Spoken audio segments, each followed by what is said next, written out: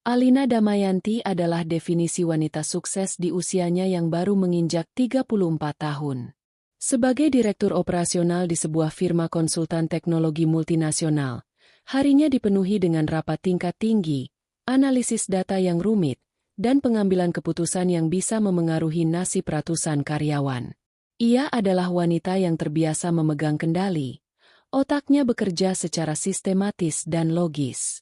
Namun, semua logika itu seakan menguap setiap kali ia melangkahkan kakinya melewati pintu mahoni rumah mewah mereka di kawasan elit selatan Jakarta. Di sanalah dunianya berubah. Dari seorang direktur menjadi seorang istri. Istri dari Bagas Pramudya. Malam itu, seperti malam-malam sebelumnya, Alina tiba di rumah saat jam di dinding sudah menunjukkan pukul 8. Aroma masakan dari dapur menyambutnya. Sebuah kemewahan langka yang selalu disediakan Bagas. Suaminya itu, yang usianya 2 tahun lebih tua, menyambutnya dengan senyum hangat yang dulu selalu berhasil meluluhkan semua kepenatan Alina. "Sudah pulang, sayang? Capek ya?"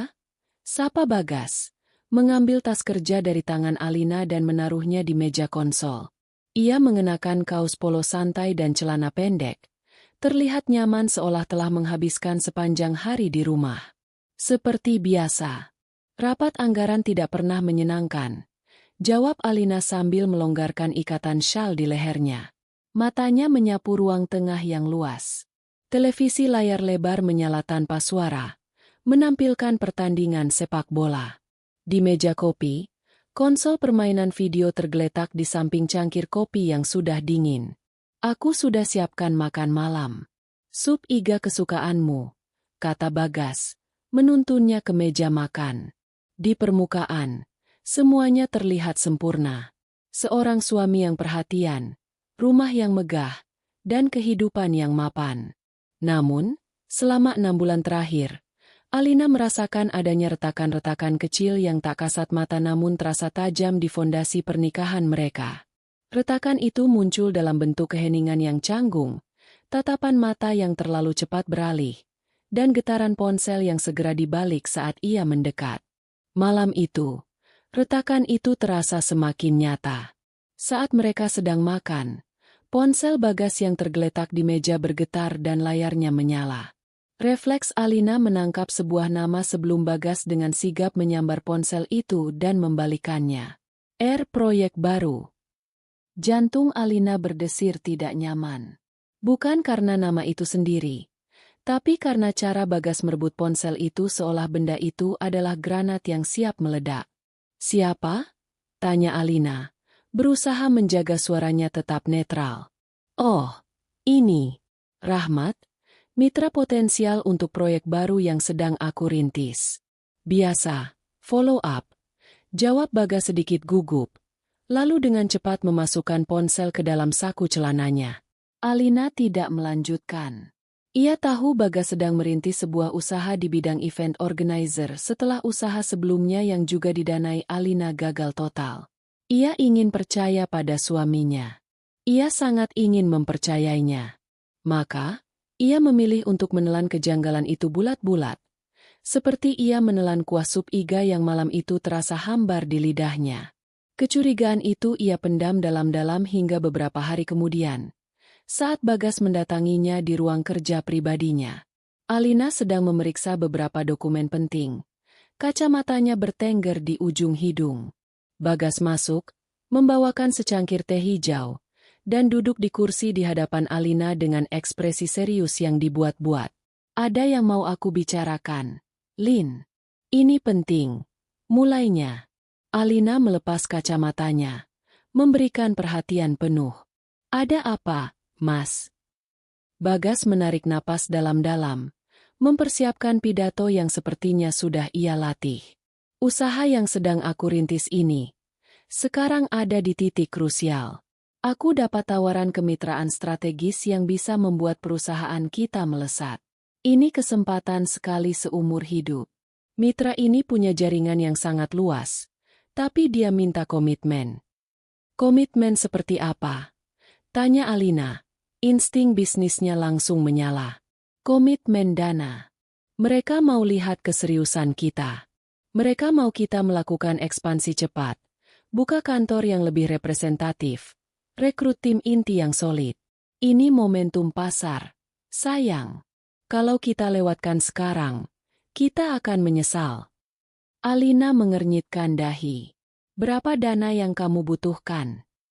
Bagas menatap lurus ke mata Alina, mengucapkan sebuah angka yang membuat Alina terdiam sejenak. 500 juta rupiah. 500 juta. Angka itu bukan angka yang kecil, bahkan untuk Alina sekalipun. Itu adalah uang hasil kerja kerasnya, bonus tahunan yang baru saja ia terima. Instingnya sebagai seorang profesional berteriak agar ia meminta proposal bisnis yang detail, proyeksi keuangan, dan profil mitra yang jelas. Mas, itu jumlah yang sangat besar. Boleh aku lihat proposal detailnya? Siapa nama mitranya? Mungkin aku kenal atau bisa bantu cek latar belakangnya, ujar Alina, mencoba seobjektif mungkin. Wajah Bagas langsung berubah masam. Kenapa kamu selalu seperti ini? Selalu meragukanku. Seolah aku ini tidak becus mengurus bisnis. Ini masih tahap negosiasi sensitif. Aku tidak bisa membuka semua kartu sekarang. Ini soal kepercayaan. Alina, kepercayaanmu pada suamimu. Aku melakukan ini semua untuk siapa? Untuk kita. Supaya aku bisa berdiri sejajar denganmu. Supaya aku tidak terus-menerus merasa seperti benalu di hidupmu sendiri. Kata-kata terakhir itu menusuk tepat di jantung pertahanan Alina. Rasa bersalah. Bagas sangat pandai memainkannya. Alina tahu ia adalah pencari nafkah utama. Dan ia tahu itu terkadang melukai ego suaminya. Mungkin ini memang kesempatannya untuk membuktikan diri. Mungkin kecurigaannya selama ini hanyalah paranoia dari seorang istri yang terlalu lelah bekerja. Malam itu, Alina berbaring di tempat tidur, menatap langit-langit kamarnya yang tinggi. Di sampingnya, Bagas sudah tertidur pula setelah mendapatkan janji bahwa Alina akan membantunya. Alina meraih tabletnya, membuka aplikasi perbankan. Jarinya melayang di atas layar. Ragu-ragu. 500 juta rupiah. Untuk sebuah proyek baru, yang detailnya ia tidak tahu. Untuk seorang mitra, bernama Rahmat yang ia tidak pernah dengar sebelumnya. Untuk seorang suami yang belakangan terasa seperti orang asing. Dengan sebuah helaan napas panjang yang terasa berat, ia mengetikkan nominal itu. Memasukkan serangkaian kata sandi yang rumit, lalu menekan tombol konfirmasi. Notifikasi di layar menunjukkan transaksi berhasil. 500 juta rupiah telah berpindah dari rekening hasil jerih payahnya ke rekening pribadi Bagas Pramudya. Di keheningan malam itu, Alina tidak merasakan kelegaan seorang istri yang mendukung suaminya. Yang ia rasakan adalah sebuah simpul dingin yang mengikat erat perutnya. Simpul ketakutan. 2 minggu berlalu sejak malam transfer dana itu. Simpul di perut Alina tidak pernah benar-benar terurai, malah semakin mengencang setiap harinya. Bagas menjadi semakin sibuk, atau setidaknya, itu yang ia katakan. Rapat dengan investor, survei lokasi kantor baru, bertemu vendor, menjadi alasan-alasan yang keluar dari mulutnya hampir setiap malam. Ia pulang larut, seringkali dengan aroma parfum wanita yang samar namun asing, yang ia klaim sebagai aroma parfum klien wanitanya. Alina mencoba untuk tidak peduli, mencoba fokus pada pekerjaannya. Namun benih kecurigaan yang telah disiram dengan uang 500 juta itu kini tumbuh menjadi pohon berduri yang mencakar-cakar hatinya. Pemicunya datang pada hari Sabtu sore. Alina baru saja kembali dari sesi yoga ketika ia melihat tagihan kartu kredit gabungan mereka tergeletak di meja kerjanya. Biasanya Bagas yang menyembunyikan surat itu dan hanya memberitahukan totalnya. Namun kali ini petugas kebersihan mungkin salah meletakkannya. Didorong oleh rasa penasaran yang tak tertahankan, Alina membukanya. Matanya memindai barisan angka dan nama-nama toko, restoran, bensin, supermarket. Semuanya tampak normal, hingga satu baris tulisan membuatnya berhenti bernapas sejenak. Toko perhiasan Abadi Jaya, Rp27.500.000. Tanggal transaksinya adalah 3 hari yang lalu. Pada jam makan siang. Alina mencoba mengingat-ingat. 3 hari yang lalu, ia tidak menerima hadiah perhiasan apapun. Ulang tahunnya masih lama.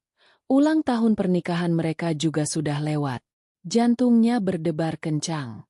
Ia mencoba menepis pikiran buruk. Mungkin Bagas membelikannya sebagai kejutan. Tapi instingnya berkata lain. Dengan tangan sedikit gemetar, ia mengambil ponselnya. Bukan untuk menelepon Bagas, tapi untuk menelepon seseorang yang bisa memberinya jawaban pasti, bukan kebohongan yang manis. Ia menelepon Ratna, pengacara sekaligus teman lamanya. Ratna, aku butuh bantuanmu. Aku butuh rekomendasi detektif swasta. Yang terbaik dan paling bisa dipercaya. Kata Alina langsung ke intinya. Suaranya terdengar datar menahan gejolak. Di seberang telepon, Ratna terdiam sejenak. Mengerti bahwa permintaan seperti ini bukanlah tanpa alasan yang sangat serius. Aku punya satu nama. Pak Tirtayasa. Aku akan kirim kontaknya. Alina, kamu baik-baik saja. Aku akan baik-baik saja setelah aku tahu kebenarannya. Jawab Alina, lalu menutup telepon. Pertemuan dengan Pak Tirtayasa diatur di sebuah kedai kopi yang tidak terlalu ramai di pinggiran kota. Jauh dari tempat-tempat yang biasa Alina kunjungi. Pria parubaya itu memiliki penampilan yang tidak mencolok, dengan sorot mata yang tajam dan tenang. Alina menceritakan semuanya secara ringkas dan profesional, seolah sedang memaparkan sebuah kasus bisnis. Ia memberikan foto Bagas, nomor plat mobilnya, jadwal hariannya yang ia ketahui, dan kecurigaannya. Ia tidak menangis. Air matanya terasa kering, beku di dalam hatinya. Saya ingin tahu kemana saja dia pergi, dengan siapa dia bertemu, dan untuk apa uang 500 juta itu sebenarnya digunakan, kata Alina di akhir penjelasannya. Saya mau fakta, Pak, bukan asumsi. Pak Tirtayasa mengangguk. Saya mengerti, Bu Alina. Beri saya waktu 3 hari untuk laporan awal. 3 hari berikutnya adalah 3 hari terpanjang dalam hidup Alina. Ia bekerja seperti robot, menghadiri rapat dengan pikiran melayang, dan pulang ke rumah dengan senyum palsu yang menempel di wajahnya saat berhadapan dengan Bagas. Pada hari keempat, sebuah email masuk ke dalam kotak masuk pribadinya. Subjeknya, laporan awal, kasus BP. Dengan jantung berdebar kencang, Alina mengunci pintu ruang kerjanya. Ia membuka lampiran file yang diproteksi kata sandi. Isinya adalah serangkaian foto dan catatan waktu. Foto pertama menunjukkan Bagas memasuki sebuah mall, bukan untuk bertemu klien, melainkan untuk menjemput seorang wanita muda berwajah polos yang mengenakan dress longgar. Foto-foto berikutnya lebih menyakitkan. Bagas dan wanita itu makan siang sambil bergandengan tangan. Tawa wanita itu terlihat begitu lepas. Kemudian, foto mereka memasuki sebuah toko perlengkapan bayi. Dan yang paling menghancurkan, foto mereka berdua keluar dari sebuah gedung klinik yang papan namanya terbaca jelas. Klinik Kandungan Dr. Anindita, SPOG. Wanita itu, yang diidentifikasi oleh Pak Tirtayasa sebagai Ranti Lestari, memegang sebuah map hasil pemeriksaan dengan senyum bahagia, sementara Bagas merangkulnya dengan protektif. Napas Alina tercekat di tenggorokannya. Udara di dalam ruangan terasa menipis. Jadi ini, proyek baru, itu. Ini, investasi masa depan, itu. Seorang wanita lain. Seorang anak yang bukan anaknya. Ponselnya bergetar. Pesan dari Pak Tirtayasa. Laporan lanjutan menyusul besok, Bu. Kami menemukan jejak transfer dana besar dari rekening Pak Bagas untuk uang muka sebuah rumah di kawasan Cibubur. Cibubur. Rumah baru. Untuk keluarga barunya. Saat itu juga, benteng pertahanan yang dibangun Alina selama berminggu-minggu runtuh berkeping-keping. Tubuhnya luruh dari kursi, dan ia terduduk di lantai yang dingin. Tidak ada teriakan. Yang ada hanyalah isak tangis tanpa suara yang mengoyak tubuhnya dari dalam. Air mata yang selama ini ia tahan akhirnya mengalir deras, membasahi wajahnya, membawa serta rasa sakit, penghinaan, dan patah hati yang begitu dalam. Pria yang ia cintai, yang ia dukung dengan seluruh jiwa dan hartanya, telah mengkhianatinya dengan cara yang paling keji. Ia bukan hanya menduakan cintanya, tapi juga merampok hasil kerja kerasnya untuk membangun surga bagi wanita lain. Malam itu, di dalam ruang kerja yang mewah dan sunyi, Alina menangisi puing-puing mahligai pernikahannya. Fase berduka Alina tidak berlangsung lama.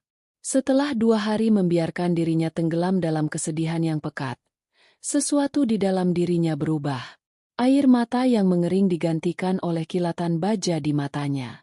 Rasa sakit yang membakar hatinya bertransformasi menjadi energi dingin yang terfokus. Ia menatap pantulan wajahnya di cermin kamar mandi. Wajah yang sembab dengan mata bengkak. Ini bukan dirinya. Dirinya bukanlah korban yang pasrah. Ia adalah Alina Damayanti, seorang pejuang yang tidak akan menyerah begitu saja. Ia tidak akan membiarkan Bagas dan wanita itu membangun kebahagiaan mereka di atas reruntuhan hidupnya. Pagi itu, ia tidak lagi menghubungi Ratna sebagai teman, tetapi sebagai klien. Ia datang ke kantor firma hukum Ratna Orekan dengan penampilan yang berbeda. Ia mengenakan setelan kerja berwarna hitam yang tajam, rambutnya disanggul rapi, dan wajahnya dirias sempurna untuk menutupi sisa-sisa kesedihan. Di tangannya, ia membawa sebuah tas laptop dan sebuah map tebal. Ratna menyambutnya di ruang rapat yang berjendela kaca besar. "Lin, aku turut prihatin," katanya tulus. Alina mengangguk singkat, menaruh map tebal itu di atas meja.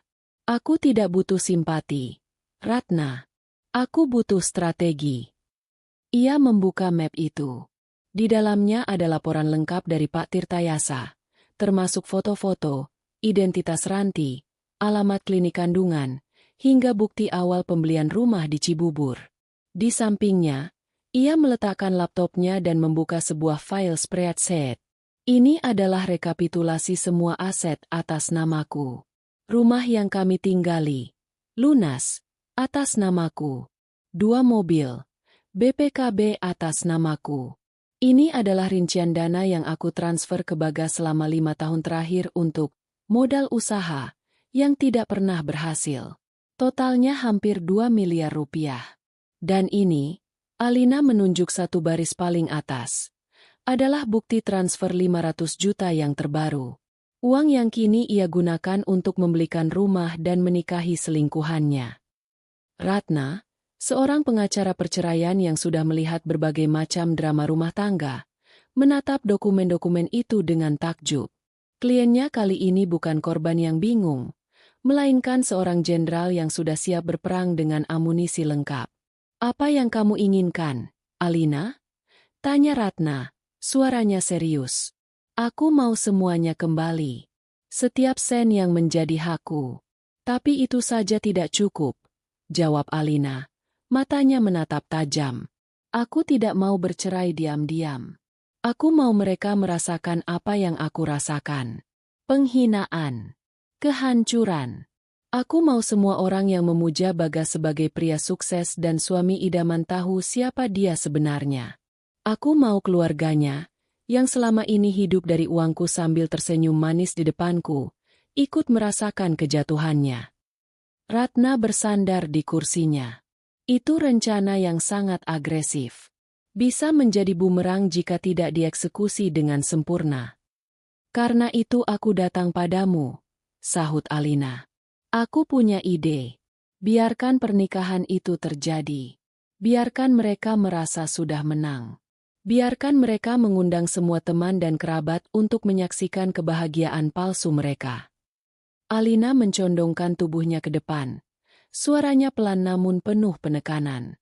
"Dan di hari akad nikahnya, saat ijab kabul akan diucapkan, aku akan datang. Aku akan hadir sebagai istri sahnya dan membongkar semuanya di hadapan semua orang. Di saat mereka berada di puncak kebahagiaan, aku akan menarik karpet dari bawah kaki mereka."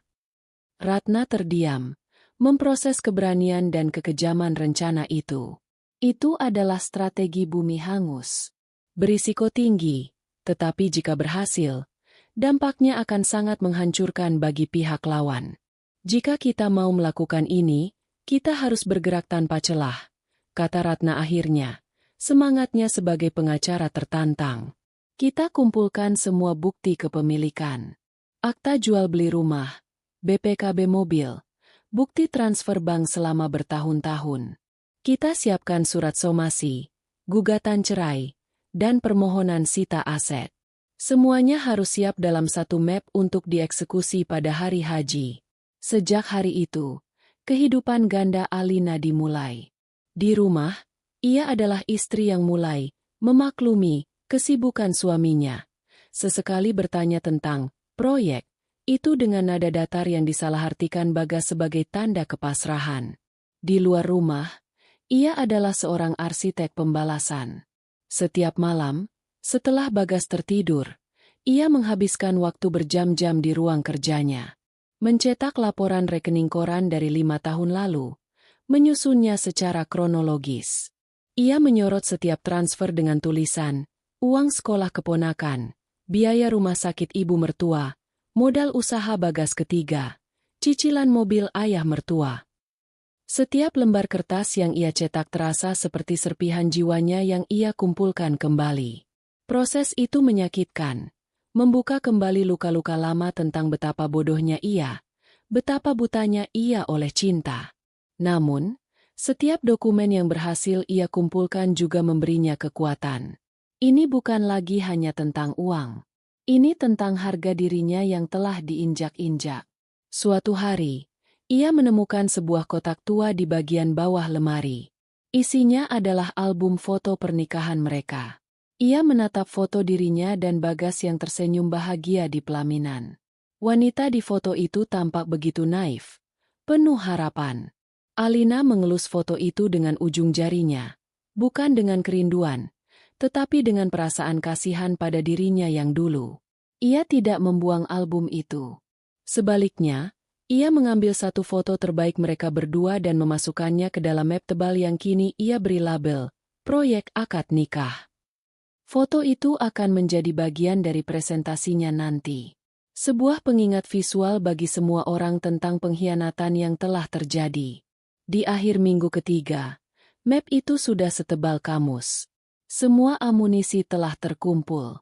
Rencana telah dimatangkan bersama Ratna. Alina menatap tumpukan dokumen di depannya. Wajahnya tenang, hatinya dingin. Wanita yang menangis di lantai ruang kerjanya beberapa minggu lalu telah mati. Yang tersisa hanyalah seorang eksekutor yang sedang menunggu waktu yang tepat untuk menjatuhkan vonisnya. Dan vonis itu akan dijatuhkan di hari yang seharusnya menjadi hari paling bahagia bagi suaminya. Panggung sandiwara telah didirikan, dan Alina kini adalah aktris utamanya. Ia memainkan perannya dengan begitu sempurna hingga Bagas, yang menganggap dirinya sutradara ulung dalam drama ini, tidak menyadari bahwa naskahnya telah ditulis ulang oleh pemeran utama wanita. Alina tidak lagi menghindar atau bersikap dingin. Sebaliknya, ia menampilkan fasad ketertarikan yang terkendali, sebuah topeng yang membuat Bagas dan keluarganya lengah. Suatu pagi di akhir pekan, Alina sengaja bangun lebih awal dan menyiapkan sarapan, sesuatu yang sudah lama tidak ia lakukan. Ia menata nasi goreng dengan telur mata sapi di atas meja makan, persis seperti yang disukai Bagas. Ketika Bagas turun dengan wajah masih mengantuk, ia tampak terkejut sekaligus senang. "Tumben, sayang, kamu nggak ada jadwal lari pagi?" tanya Bagas, duduk di kursi dan langsung menyendok nasi goreng. "Lagi malas. Tiba-tiba ingin sarapan santai saja di rumah," jawab Alina dengan senyum tipis. Ia menuangkan kopi untuk Bagas. Setelah beberapa saat hening yang nyaman, Alina memulai aktingnya. "Gimana, Mas? Proyek barumu? Pasti sibuk sekali ya sampai sering pulang malam." Pertanyaan itu, yang diucapkan dengan nada tenang tanpa sedikit pun tuduhan, adalah musik di telinga Bagas. Ia menelan makanannya dengan cepat. Semangatnya timbul untuk memamerkan kebohongannya. "Oh, lancar sekali. Kamu tahu, mitra dari Singapura ini benar-benar prospektif. Sangat detail. Makanya aku harus bolak-balik ikutin maunya mereka. Siapkan data, presentasi. Ini lagi penjajakan intensif sebelum mereka benar-benar suntik dana besar. Doakan saja ya. Pasti aku doakan, jawab Alina datar. Semoga semua kerja kerasmu terbayar. Bagas tersenyum puas. Ia merasa telah berhasil meyakinkan Alina. Istrinya yang dulu kritis kini tampak pasrah dan mendukung. Mungkin sudah lelah dengan pekerjaannya sendiri dan menyerahkan urusan investasi padanya. Kepercayaan diri Bagas melambung tinggi. Begitu tinggi, hingga ia melakukan kesalahan fatal beberapa jam kemudian. Saat mereka sedang bersantai di ruang keluarga, ponsel Bagas berdering. Nama, ibu, tertera di layar. Dengan kepercayaan diri yang baru, ia menekan tombol pengeras suara, seolah ingin menunjukkan pada Alina betapa ia adalah anak yang berbakti dan transparan. Halo, Bu. Ada apa? Sapa Bagas. Gas, ini loh. Suara ibunya terdengar sedikit panik dari seberang. Vendor catering untuk acara syukuran keluarga besar nanti itu loh. Minta tambahan uang muka. Katanya harga daging sama bahan-bahan lain lagi naik gila-gilaan. Kalau tidak dilunasi segera, mereka tidak bisa jamin ketersediaan bahannya. Alina, yang pura-pura fokus membaca majalah, bisa merasakan detak jantungnya sendiri yang tenang dan teratur. Acara syukuran, sebuah sandi yang begitu kentara untuk sebuah pesta pernikahan. Bagas melirik ke arah Alina. Wajahnya langsung dipasangi ekspresi bersalah yang sudah terlatih. Berapa, Bu? 20 juta lagi. Gas. Ibu pusing sekali ini. Keluh sang ibu. Bagas mematikan pengeras suara dan menoleh sepenuhnya pada Alina. Sayang, maaf sekali lagi. Ibu butuh dana lagi untuk acara syukuran keluarga. Katanya mendadak sekali. Cuma 20 juta. Kok?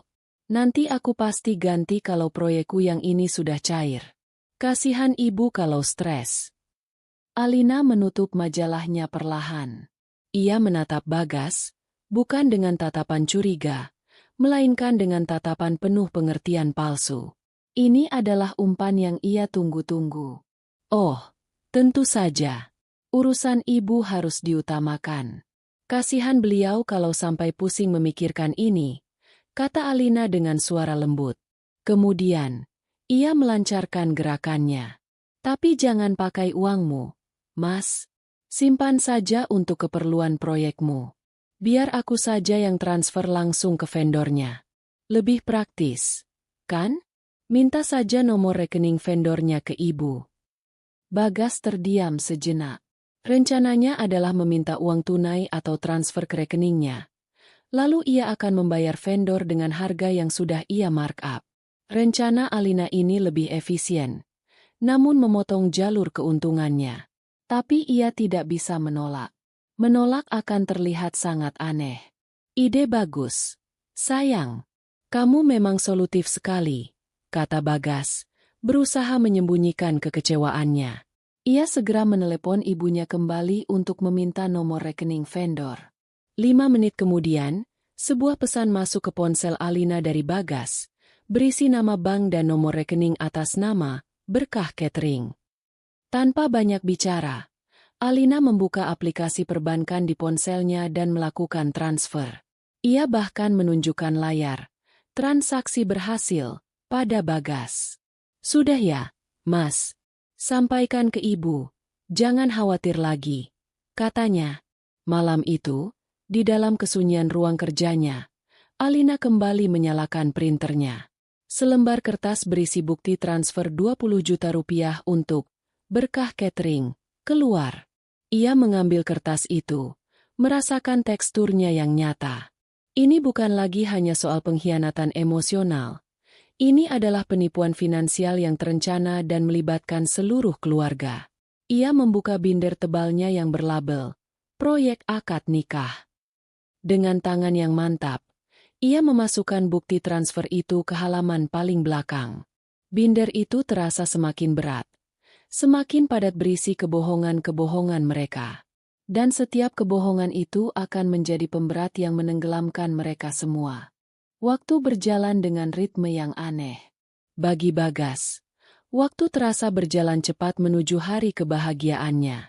Bagi Alina, waktu merayap pelan. Setiap detiknya terasa mempertajam bilah pedang yang akan ia ayunkan.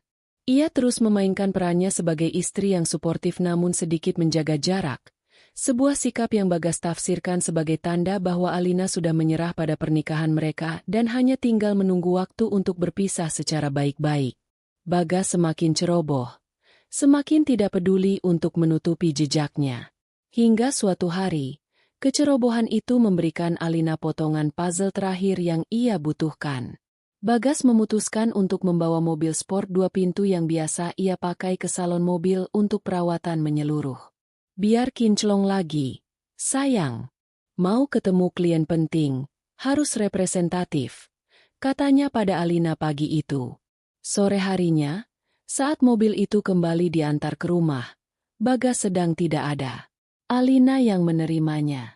Sebelum menyerahkan kunci, petugas salon mobil memberikan beberapa barang yang mereka amankan dari laci dashboard. Ada beberapa kartu tol, kacamata hitam, dan sebuah majalah bisnis. Alina mengucapkan terima kasih dan membawa barang-barang itu ke dalam. Ia meletakkannya di atas meja dapur, tidak terlalu peduli pada awalnya.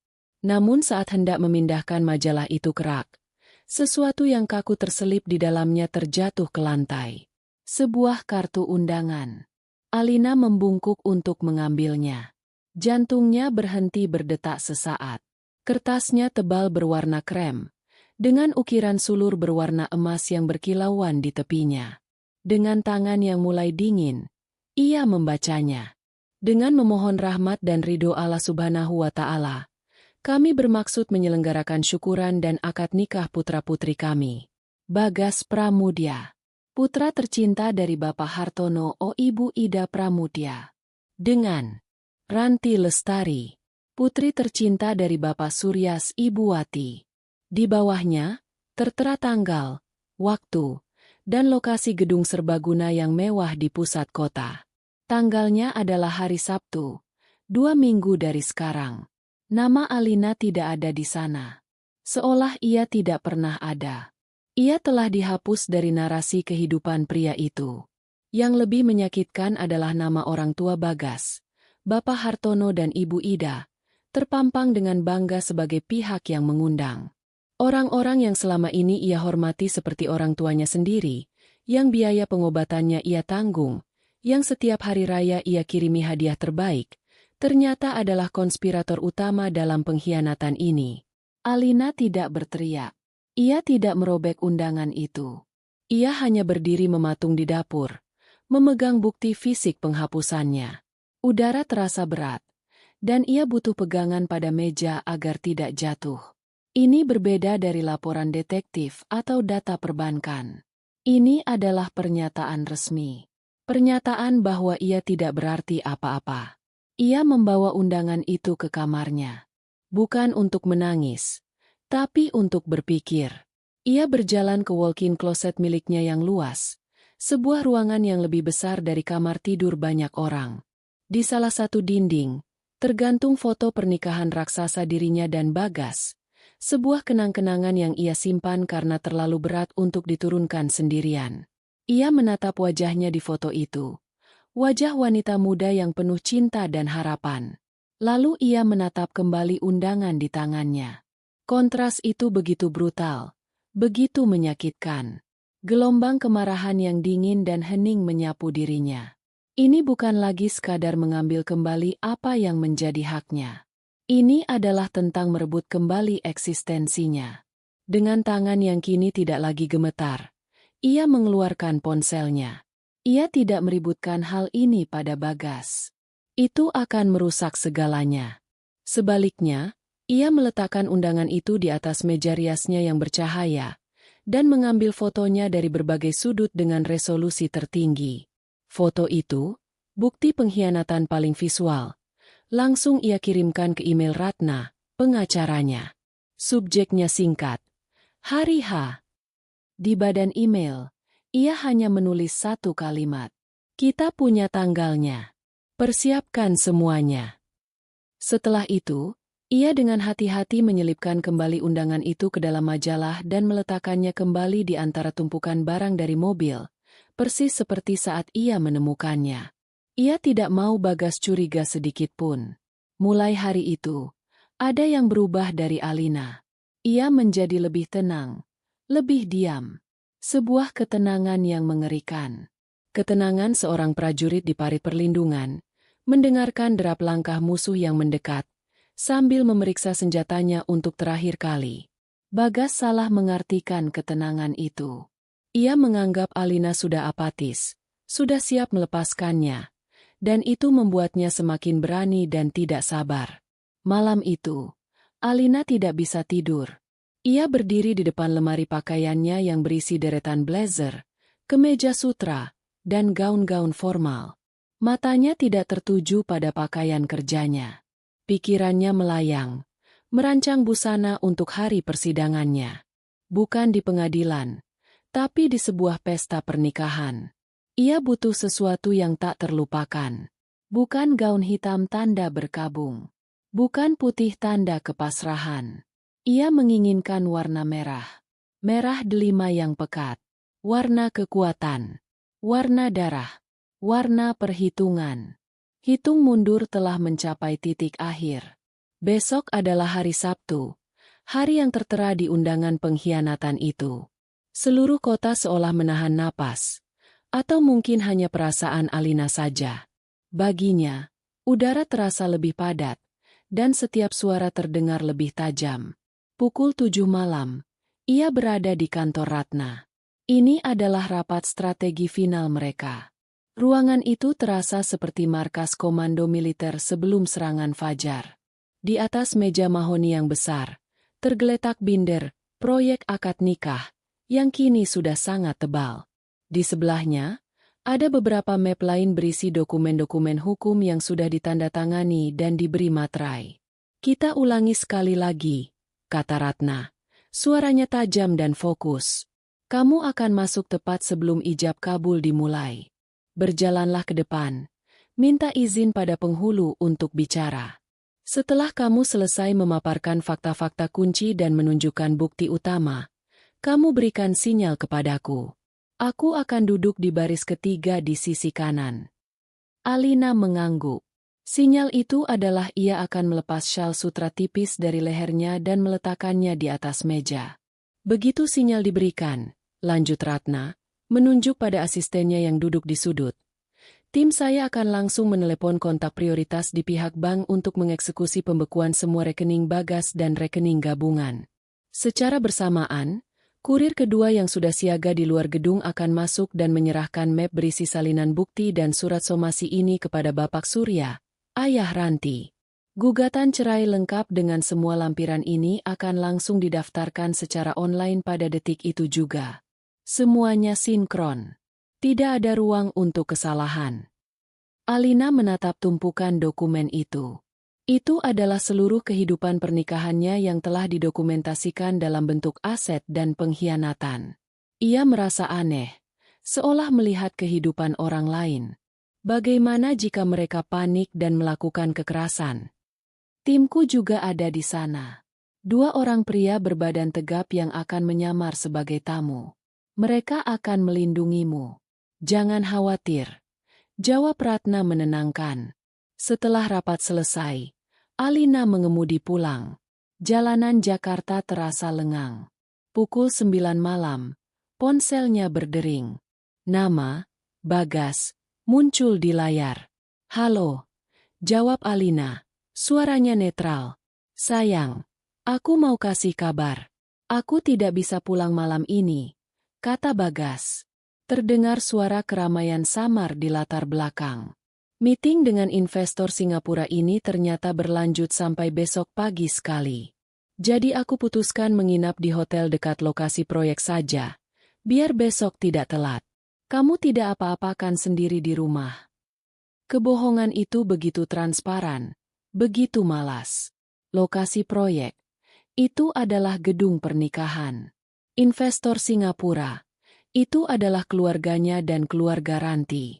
Alina menarik napas pelan. Baik, Mas. Hati-hati di jalan. Semoga sukses untuk acaramu besok. Jawab Alina. Kata, acaramu, ia ucapkan dengan penekanan yang sangat halus, yang tentu saja tidak ditangkap oleh Bagas. Terima kasih, sayang. Kamu memang istri yang paling pengertian, kata Bagas sebelum menutup telepon. Kalimat itu menggantung di udara. Istri yang paling pengertian.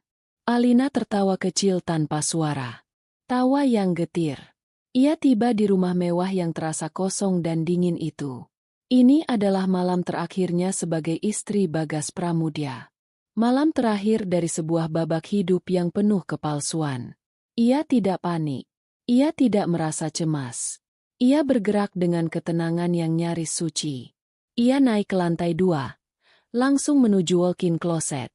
Di sana, tergantung sebuah gaun yang baru datang dari desainer sore tadi.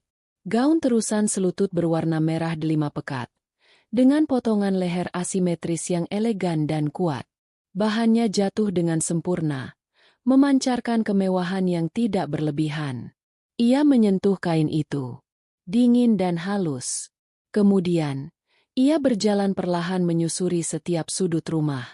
Dari ruang tamu dengan sofa mahal yang ia pilih, ke dapur dengan peralatan canggih yang ia beli, hingga ke taman belakang tempat ia pernah merayakan ulang tahun Bagas dengan pesta kejutan. Setiap benda mati di rumah itu seolah menjadi saksi bisu. Saksi kerja kerasnya, dan saksi pengkhianatannya. Langkahnya terhenti di depan sebuah foto pernikahan mereka yang terpasang di dinding ruang keluarga. Ia menatap wajahnya sendiri di foto itu, tersenyum begitu lebar dan tulus. Mata wanita di foto itu berkilauan dengan cinta. Alina merasakan gelombang kasihan pada wanita itu, pada dirinya yang dulu. Sedetik, rasa sakit yang familiar itu kembali menyengat hatinya.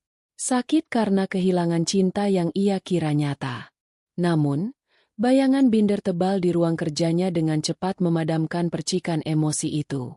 Ia meraih bingkai foto itu, dan dengan gerakan yang mantap, membalikannya hingga menghadap ke dinding. Babak itu sudah selesai.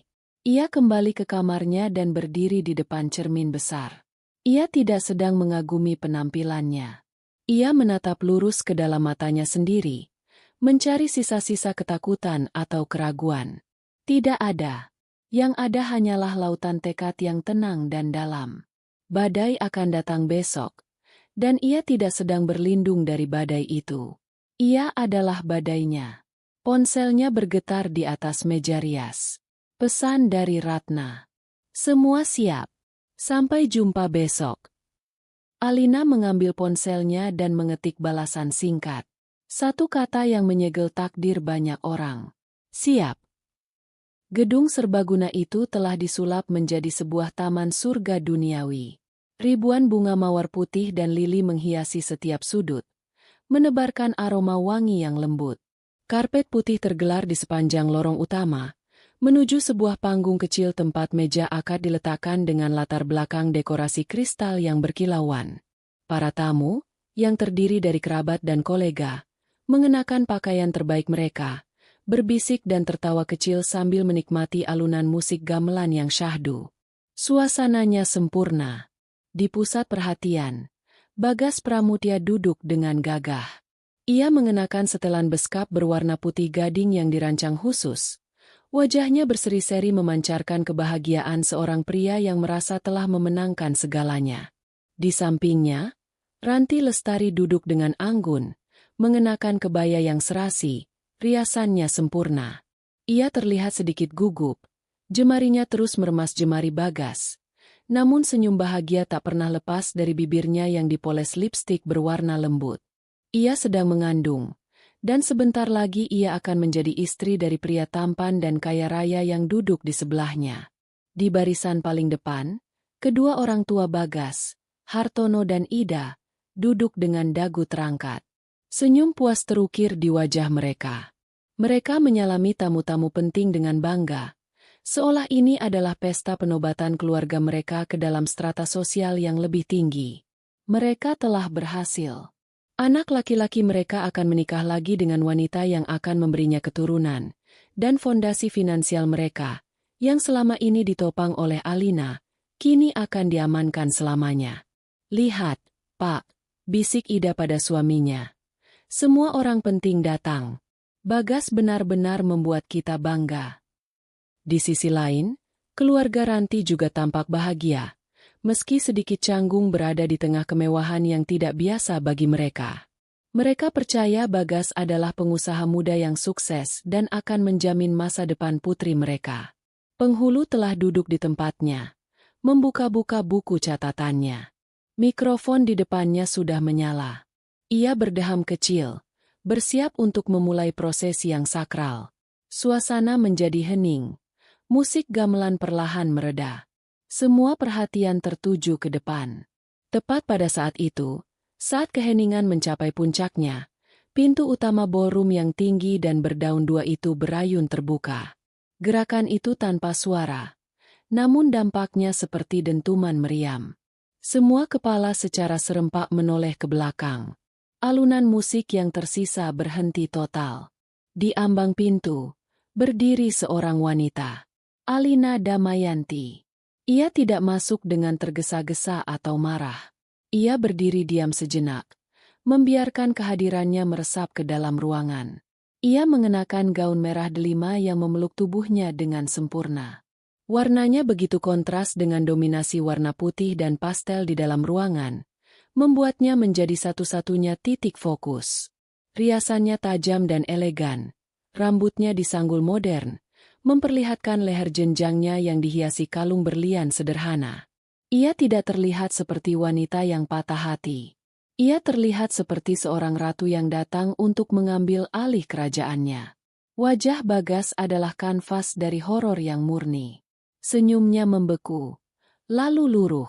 Warna kulitnya berubah dari cerah menjadi pucat pasi dalam hitungan detik. Keringat dingin mulai membasahi pelipisnya. Di sebelahnya, Ranti menatap bingung, tidak mengerti siapa wanita ini dan mengapa kehadirannya menyebabkan reaksi sehebat itu pada calon suaminya. Kedua orang tua Bagas membatu di kursi mereka. Ibu Ida membuka mulutnya, tetapi tidak ada suara yang keluar. Matanya membelalak, seolah melihat hantu dari masa lalu yang seharusnya sudah terkubur. Para tamu mulai berbisik, menciptakan dengungan rendah yang penuh spekulasi. Siapa wanita itu? Kolega Bagas. Mantan pacarnya. Kenapa dia berpakaian merah? Alina mengabaikan semua itu. Matanya yang dingin dan tajam memindai seisi ruangan, sebelum akhirnya berhenti dan mengunci tatapannya lurus pada Bagas. Sebuah senyum tipis, nyaris tak terlihat, tersungging di bibirnya. Itu bukan senyum kebahagiaan. Itu adalah senyum predator yang telah berhasil menyudutkan mangsanya. Ruangan yang beberapa detik lalu dipenuhi kebahagiaan itu kini terasa beku dalam keheningan yang mencekam, menunggu langkah sang ratu selanjutnya. Keheningan pecah oleh suara ketukan yang ritmis dan tegas. Klik, klak, klik, klak. Itu adalah suara sepatu hak tinggi Alina yang menapak di lantai marmer saat ia mulai berjalan menyusuri lorong utama. Ia tidak berjalan seperti pengantin. Ia berjalan seperti seorang jaksa penuntut yang mendekati kursi terdakwa. Setiap langkahnya penuh dengan tujuan dan kepastian. Semua mata mengikutinya. Napas semua orang seakan tertahan. Ia berhenti beberapa langkah dari meja akad, menjaga jarak yang sopan namun mengintimidasi. Ia menundukkan kepalanya sedikit ke arah penghulu yang masih tampak bingung. "Assalamualaikum, Bapak Penghulu," sapanya. Suaranya, yang diperkuat oleh akustik ruangan yang hening, terdengar jernih dan tenang. "Maaf saya menginterupsi. Saya mohon izin Anda sebentar. Ada beberapa fakta material yang perlu diketahui oleh Bapak, dan semua yang hadir di sini, sebelum akad ini dilanjutkan."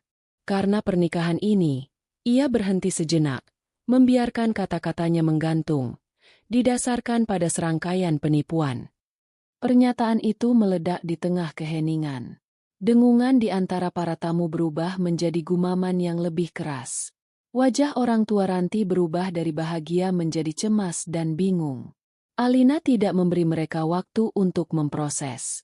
Ia berbalik sedikit, menghadap ke arah para tamu. Mikrofon nirkabel yang ia genggam, yang disiapkan oleh tim Ratna, ia nyalakan. Selamat pagi, Bapak, Ibu, dan saudara-saudari sekalian. Mungkin banyak yang bertanya siapa saya. Mulainya, suaranya kini memenuhi seluruh ruangan, terdengar mantap tanpa getaran sedikit pun. Perkenalkan, nama saya Alina Damayanti. Ia berhenti lagi. Matanya menyapu wajah-wajah yang menatapnya. Kemudian, ia menjatuhkan bom pertama. Saya adalah istri sah dari pria yang sedang duduk di depan sana, Bagas Pramudya. Kekacauan meletus. Pekikan tertahan terdengar dari beberapa sudut. Para tamu saling pandang dengan tidak percaya. Di barisan depan, Ibu Ida akhirnya menemukan suaranya. Bohong. Jangan percaya padanya. Dia wanita gila. Teriaknya sambil berusaha berdiri. Namun tubuhnya terlalu lemas karena syok. Alina menatap ibu mertuanya dengan dingin. Gila? Apakah bukti ini juga gila, Bu? Saat itu juga, layar proyektor besar di belakang panggung akad, yang seharusnya menampilkan foto-foto romantis Bagas dan Ranti, menyala. Yang muncul adalah sebuah gambar pindaian berkualitas tinggi dari buku nikah mereka. Foto Bagas dan Alina yang tersenyum, lengkap dengan tanda tangan pejabat KUA dan stempel resmi. Salah satu asisten Ratna, yang menyamar sebagai teknisi acara, telah mengambil alih kendali proyektor. Alina melanjutkan, suaranya tetap tenang namun menusuk. Kami menikah 5 tahun yang lalu di kota ini. Pernikahan yang sah secara hukum dan agama. Ia kemudian mengalihkan pandangannya pada orang tua Ranti. Ekspresinya melunak menjadi ekspresi prihatin yang dibuat-buat. Bapak dan Ibu Surya, saya sungguh turut prihatin. Anda berdua telah ditipu habis-habisan. Putri Anda yang cantik akan dinikahkan dengan seorang pria yang masih terikat pernikahan sah, oleh keluarga yang juga tahu persis status pernikahan putra mereka. Wajah Bapak Surya berubah dari bingung menjadi pucat, lalu memerah karena marah. Alina kembali menatap penghulu. Dan yang terpenting, Bapak penghulu, pernikahan ini tidak bisa dilanjutkan, bukan hanya karena status mempelai pria, tapi karena mahar dan seluruh biayanya berasal dari dana hasil penipuan terhadap saya. Kini ia menatap lurus ke arah Bagas, yang duduk membeku seperti patung lilin. 2 bulan yang lalu, suami saya, Bagas Pramudya, meminta uang sebesar 500 juta rupiah kepada saya. Ia bilang, itu adalah modal untuk proyek bisnis baru bersama mitra dari Singapura. Sebuah kebohongan. Layar proyektor berganti gambar. Kini menampilkan bukti transfer bank yang jelas. Nama pengirim, Alina Damayanti. Nama penerima, Bagas Pramudya. Jumlah, 500 juta rupiah. Uang itu, hasil kerja keras saya, ternyata ia gunakan sebagai uang muka rumah baru untuknya dan selingkuhannya, serta untuk membiayai seluruh pesta pernikahan yang kita saksikan hari ini. Gedung ini, dekorasi bunga ini, makanan yang sebentar lagi akan Anda santap, bahkan beska putih yang ia kenakan saat ini, semuanya dibayar dari uang saya. Uang istri sahnya. Pada saat itu, 2 orang berpakaian rapi yang sedari tadi duduk di antara tamu, staf dari kantor hukum Ratna, berjalan ke depan. 1 orang dengan hormat menyerahkan sebuah map tebal kepada penghulu. 1 lagi menyerahkan map yang sama kepada Bapak Surya. Bapak Surya merenggut map itu dengan tangan gemetar. Ia membukanya. Di dalamnya, ada salinan buku nikah Alina dan Bagas, bukti transfer 500 juta, salinan BPKB mobil mewah atas nama Alina yang sering dipamerkan Bagas, hingga salinan sertifikat rumah yang mereka tinggali juga atas nama Alina. Bukti-bukti itu tak terbantahkan. Wajah Bapak Surya berubah menjadi ungu karena amarah yang tak tertahankan. Ia membanting map itu ke lantai. Ranti, di samping Bagas, kini menangis terseduh-seduh, riasannya luntur. Rasa malunya jauh lebih besar daripada rasa sakit hatinya. Bagas sendiri hanya bisa menunduk, tidak berani menatap siapapun. Panggung kebahagiaannya telah berubah menjadi panggung penghakiman, dan ia adalah terdakwa yang sudah terbukti bersalah tanpa bisa membela diri. Di tengah kekacauan yang mulai memuncak, suara tenang Alina kembali membelah udara, menarik semua perhatian kembali padanya. Tapi ini bukan hanya tentang pembatalan sebuah pernikahan, katanya, menatap lurus pada Bagas yang kini gemetar hebat. Matanya, yang tadi dingin dan tajam, kini kosong dari emosi apapun.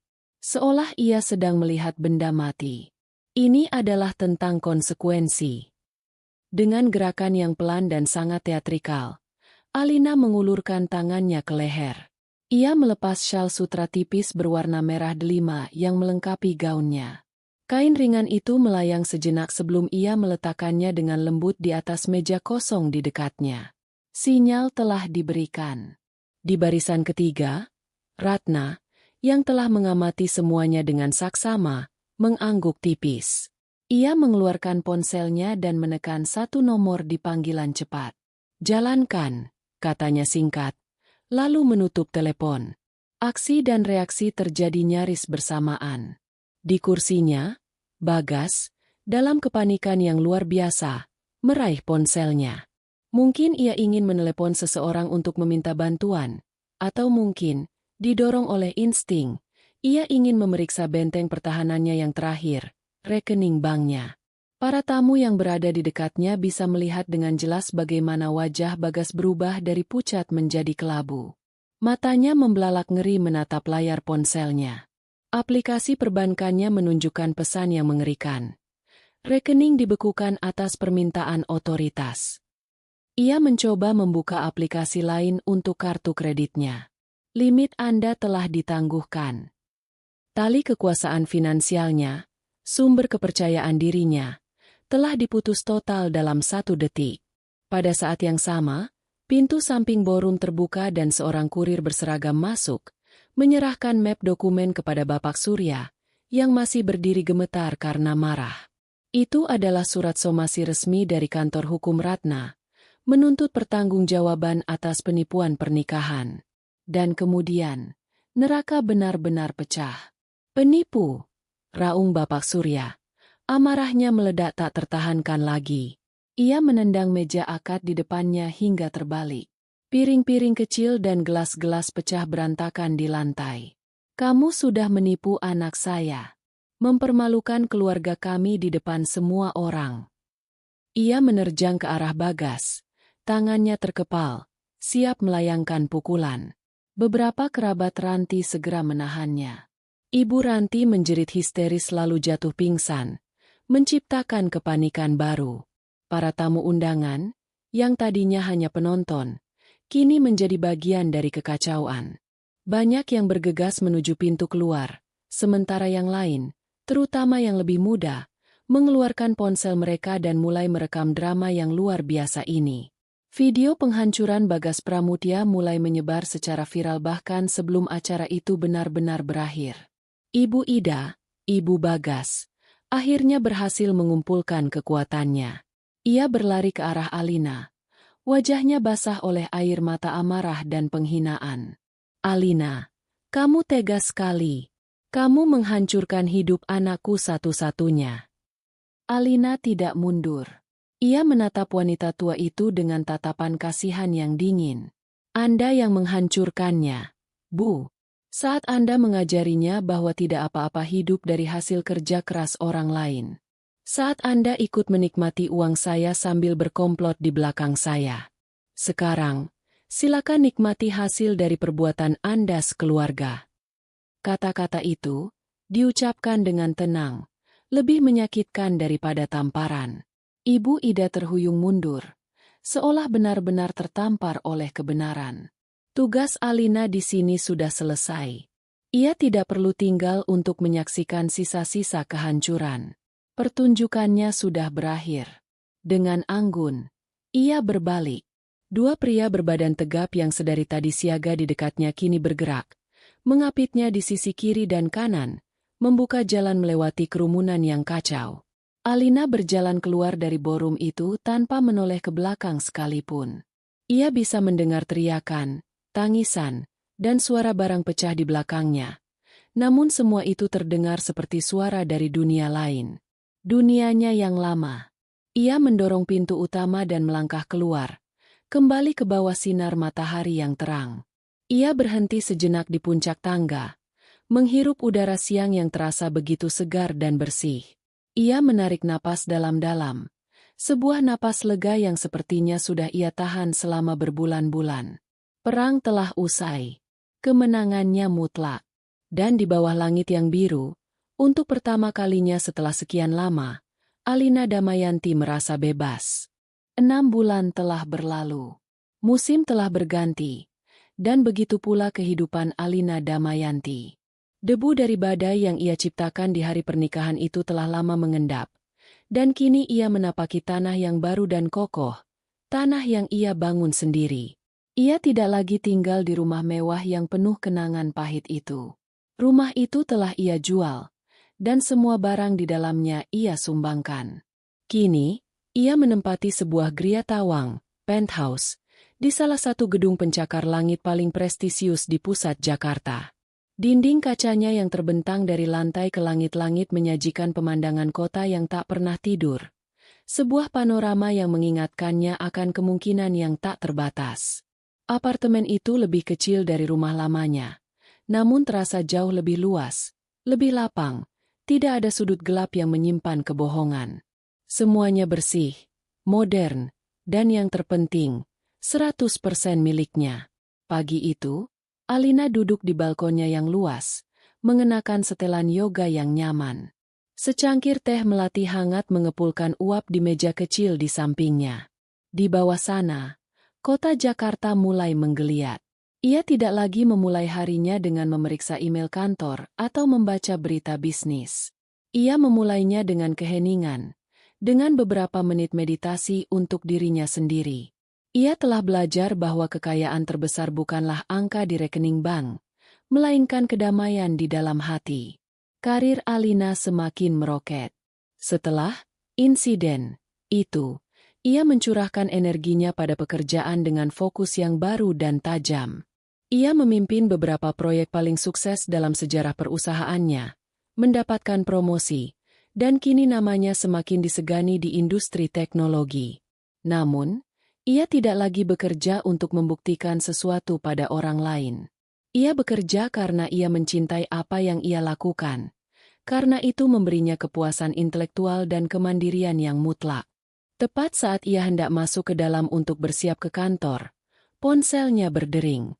Nama, Ratna, pengacara, tertera di layar. Alina tersenyum tipis dan menjawabnya.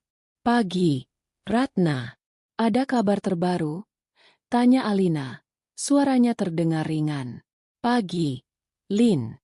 Cuma mau kasih pembaruan terakhir supaya kamu bisa benar-benar menutup buku ini, kata Ratna di seberang.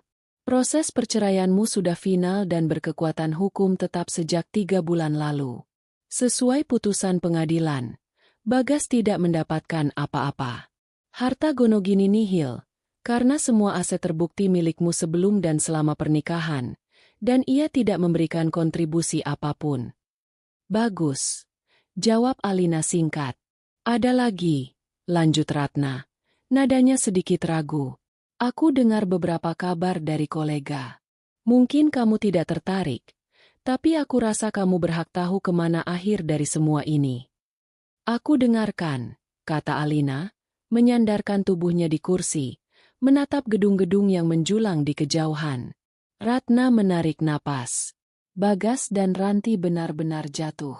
Setelah Ranti melahirkan seorang anak laki-laki, keluarganya tetap tidak mau menerima mereka. Rasa malu karena ditipu di depan umum terlalu besar. Rumah di Cibubur yang uang mukanya dari kamu itu akhirnya ditarik kembali oleh pengembang, karena Bagas tidak mampu melanjutkan cicilan. Menurut informasi terakhir, mereka sekarang tinggal di sebuah kamar kos sempit di pinggiran Jakarta. Bagas, yang tidak punya keahlian nyata selain memanipulasi orang, sekarang bekerja serabutan. Kadang jadi kurir paket, kadang jadi pengemudi ojek daring. Jauh dari citra pengusaha sukses yang dulu ia bangun. Alina mendengarkan tanpa ekspresi. Tidak ada rasa puas. Tidak ada rasa kasihan. Hanya sebuah pengakuan sunyi bahwa alam semesta punya caranya sendiri dalam menyeimbangkan neraca. Lalu keluarganya? Tanya Alina. Sama hancurnya, jawab Ratna. Tanpa suntikan dana darimu, gaya hidup mereka yang tinggi tidak bisa dipertahankan. Mereka terlilit utang. Rumah keluarga mereka yang diagungkan itu akhirnya harus dijual untuk menutupi utang dan biaya hidup. Bapak dan Ibu Hartono sekarang menumpang di rumah kerabat jauh, hidup dalam kehinaan. Skandal di pesta pernikahan itu menjadi buah bibir yang tidak akan pernah mereka lupakan. Mereka kehilangan harta, dan yang lebih penting, mereka kehilangan muka. Keheningan sejenak di antara mereka. Alina memejamkan matanya, merasakan hangatnya mentari pagi di wajahnya. Mereka menuai apa yang mereka tanam, Ratna, kata Alina akhirnya, suaranya tenang. Urusanku dengan mereka semua sudah selesai. Terima kasih untuk semuanya. Setelah menutup telepon, Alina tidak langsung bergerak. Ia berdiri dan berjalan ke tepi balkon, memegang pagar kacanya yang dingin. Ia memandang ke bawah, ke jalanan yang sibuk, lalu ke atas, ke langit yang biru cerah. Ia telah kehilangan seorang suami, sebuah keluarga mertua, dan 5 tahun hidupnya dalam ilusi. Tetapi sebagai gantinya, ia telah menemukan kembali sesuatu yang jauh lebih berharga, dirinya sendiri. Kekuatannya, martabatnya, dan haknya untuk bahagia. Balas dendam terasa manis sesaat, tetapi kedamaian yang ia rasakan sekarang adalah kebahagiaan yang sejati dan abadi. Sambil tersenyum tulus untuk pertama kalinya pagi itu, Alina membalikan badan dan melangkah masuk ke dalam apartemennya yang terang benderang.